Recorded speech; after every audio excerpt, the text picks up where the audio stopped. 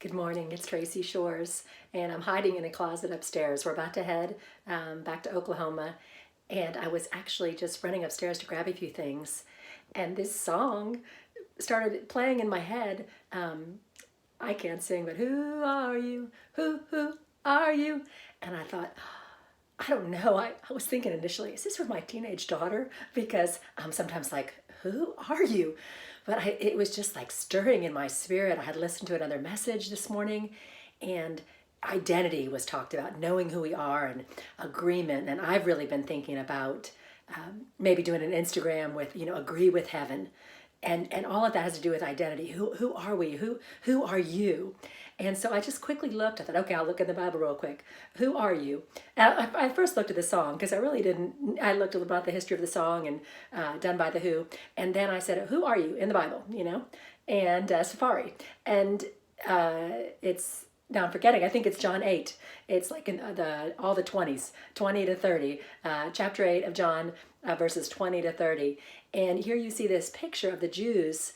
They're questioning Jesus, Yeshua, and he's saying things to them. He's saying, I'm going away, and where I go, you can't come. And they say to themselves, well, is he going to kill himself? What?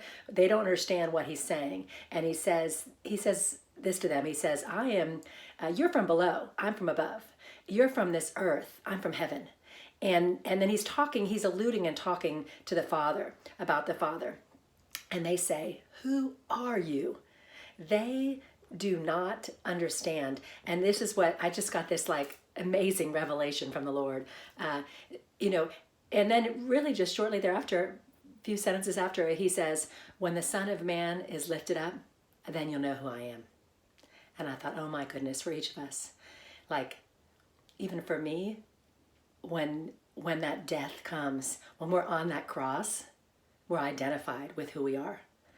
Who have we really been becoming? What have we sowed into? What is our life about? In that moment of desperation and last breath, and he said to them, you'll know who I am when you lift me up. And so we see it both ways. It's kind of like, because obviously in our own lives, when we lift up the Lord, right, to lift up the name of the Lord, it's because we know who he is. And we say, you are who you are. You're the Messiah, the chosen one, the King of the Jews, Yeshua HaMashiach. And so, but also in his life and in our life, in that moment, he's saying, which is to me kind of almost like the opposite. So when I'm at my worst place of absolute death and despair and helpless, not that he was helpless, but in this, he's dying on the cross. When I'm at that place, then you'll understand who I am. So be blessed. We're heading back in just shortly. Hopefully you had a wonderful Thanksgiving weekend. We did, and God is good, and you'll be hearing from me again soon. Blessings. Bye-bye.